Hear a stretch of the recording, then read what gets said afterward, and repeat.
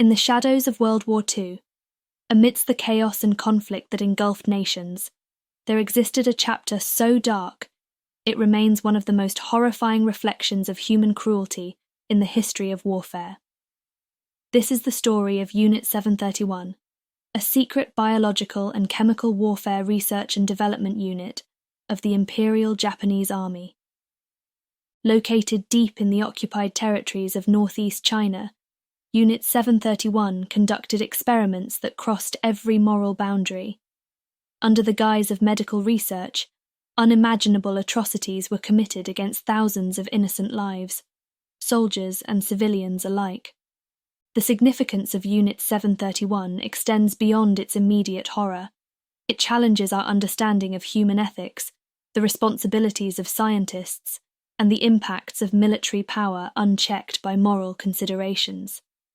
As we delve into this grim chapter, we reflect not only on the atrocities, but also on the lessons it imparts for future generations.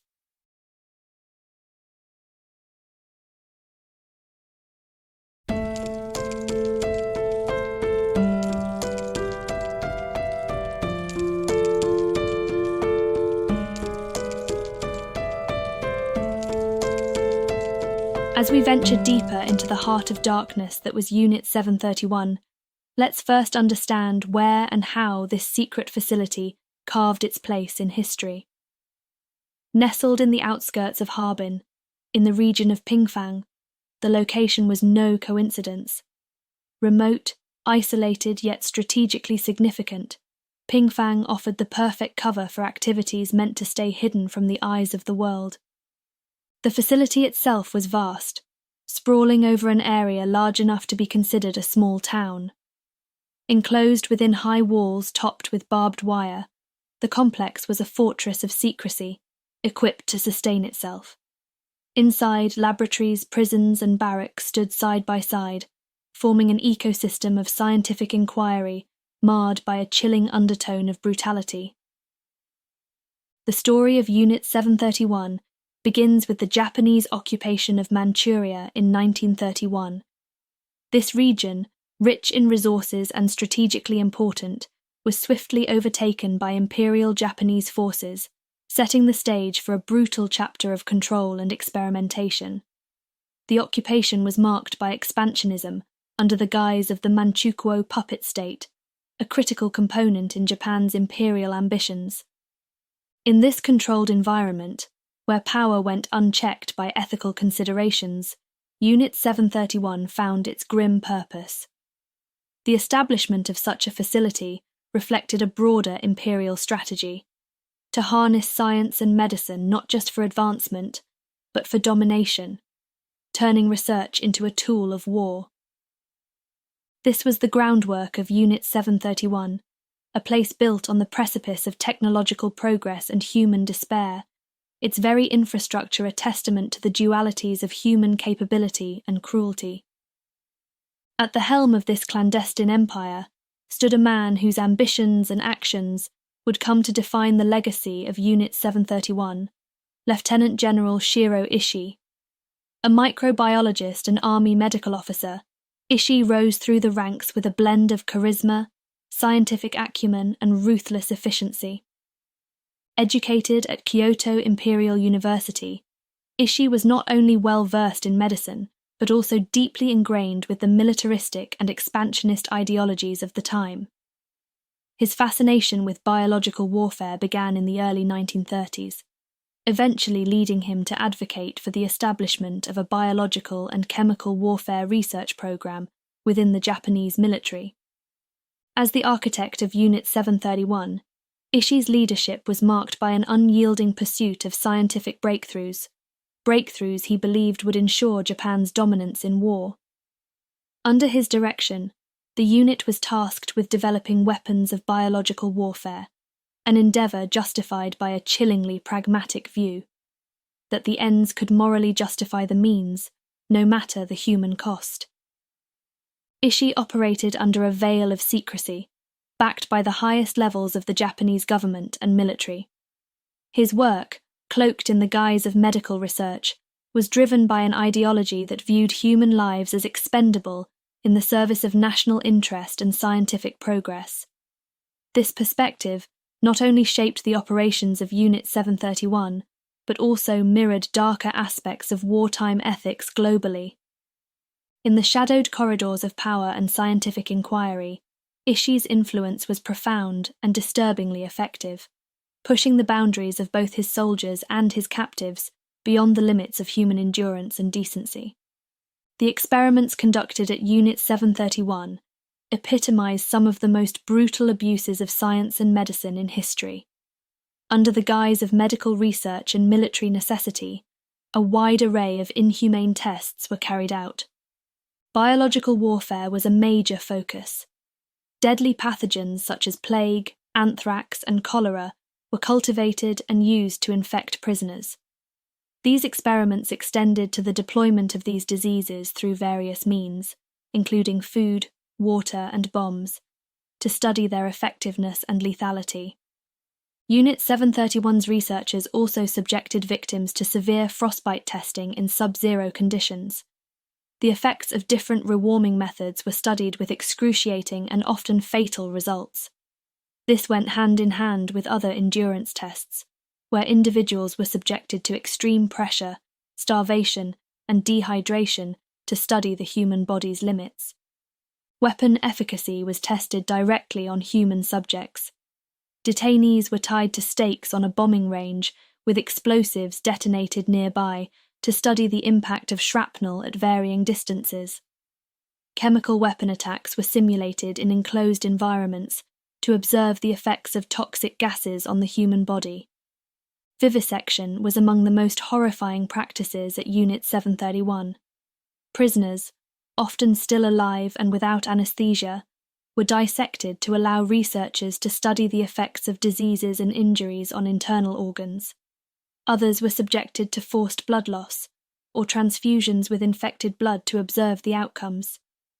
In a grotesque twist on transfusion science, captives were injected with animal blood, under the misguided hypothesis that it could serve as a substitute for human blood. Additionally, strokes and heart attacks were artificially induced to study their effects on the human body. The scope and brutality of the experiments conducted at Unit 731 reveal a chilling disregard for human life and dignity.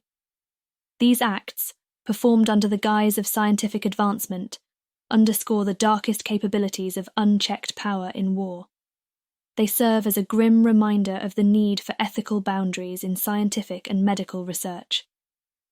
The actions taken within the walls of Unit 731, driven by a perverse interpretation of scientific endeavour, serve as a stark illustration of profound ethical violations.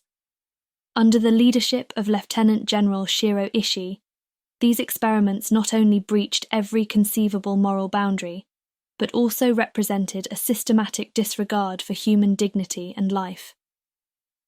The very essence of medical ethics, primum non nocere, or first do no harm, was grotesquely inverted. Researchers at Unit 731 chose to inflict maximum harm for what they perceived as the greater good of military prowess and national security. This rationalization facilitated a climate where unspeakable acts were routine and justified within the twisted logic employed by those in charge. The immediate effects of Unit 731's experiments were devastatingly clear in the suffering of its victims. Pain, disease, and death were the all-too-common outcomes. But the legacy of these atrocities extended far beyond the walls of the facility, casting a long shadow over the local population and future generations. Biological agents developed and tested at Unit 731 did not remain confined to the laboratory. Plague, cholera, and other deadly pathogens were deliberately released into surrounding areas, triggering outbreaks that decimated communities and disrupted lives for years to come.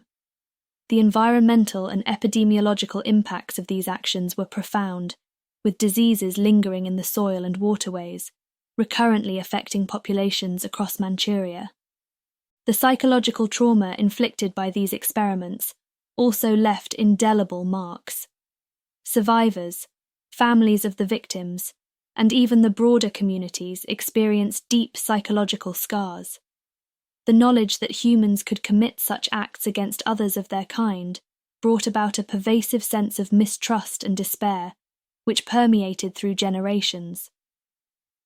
As the Second World War drew to a close, and the full scale of wartime atrocities began to emerge, the quest for justice led to war crimes tribunals across Europe and Asia.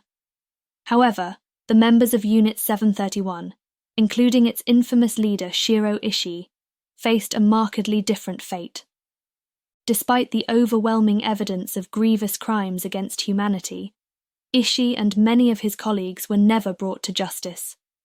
In a stark departure from the accountability seen in Europe, a veil of secrecy descended upon the activities of Unit 731, largely due to Cold War geopolitics. In a controversial decision driven by strategic interests, the United States struck a covert deal with Shiro Ishii and other Unit 731 leaders. In exchange for their full cooperation in sharing knowledge gained from their biological warfare research, the US offered them immunity from prosecution. This agreement effectively shielded them from the international war crimes tribunals that held many of their European counterparts accountable. Shiro Ishii lived out his years in relative obscurity, a stark contrast to the notorious legacy he had built. His life after the war was marked by silence. He never faced public reckoning for his actions, nor did he ever express remorse. His death in 1959 passed quietly, much like the secret deal that protected him, leaving a lingering shadow over the survivors and the families of the victims. In the aftermath of World War II, as the international community grappled with the horrors revealed at Unit 731, there was a renewed focus on strengthening the legal frameworks governing war, bioethics, and human rights. These revelations forced a re-evaluation of existing protocols and spurred the creation of new guidelines aimed at preventing such atrocities from recurring. The Geneva Protocol, originally drafted in 1925 to prohibit the use of chemical and biological weapons in war, received renewed attention and commitment from the global community. Despite its existence prior to the war, enforcement had been lax, and the protocol did not prevent the research and deployment of biological weapons by Unit 731. The post-war period saw a push for stricter adherence and broader ratifications of this crucial treaty. Further spurred by the cold realities uncovered in the Unit 731 investigations, the Biological Weapons Convention was established in 1972, marking a significant advancement in international law. This treaty comprehensively banned the development, production, and stockpiling of biological and toxin weapons, representing a collective commitment to eradicating these tools of war.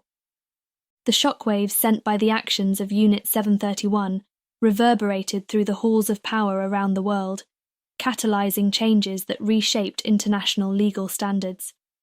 The broader knowledge of wartime medical atrocities emphasized the necessity for robust mechanisms that not only prevent such actions, but also hold perpetrators accountable.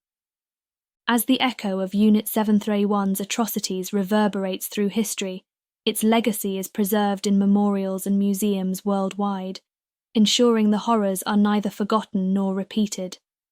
These sites, alongside annual commemorations and personal testimonies, remind us of the profound costs of ethical lapses in science and governance. Debates continue over how these events are recognized and taught, highlighting ongoing struggles for justice and acknowledgement.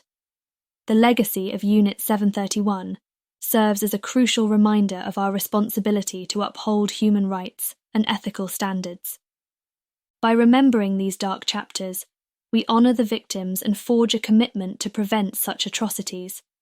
The lessons learned are vital, guiding our collective moral compass and reminding us of the vigilance needed to protect the future from the mistakes of the past.